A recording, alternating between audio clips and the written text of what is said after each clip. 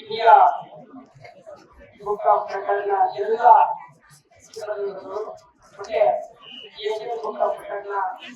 ಎಲ್ಲ ಮತ್ತೆ ನಮ್ಮೂರಿನ ಗ್ರಾಮಸ್ಥರೇ ಅಕ್ಕಪಕ್ಕದ ಗ್ರಾಮಸ್ಥರೇ ಈ ಕಾರ್ಯಕ್ರಮದ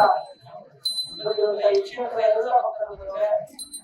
ಮತ್ತೆ ಇದಕ್ಕೆ ಬಹಳ ಮುಖ್ಯವಾಗಿರುವಂತ ಎಲ್ಲ ಮಾಧ್ಯಮ ಕಾರ್ಯಕ್ರಮಕ್ಕೆ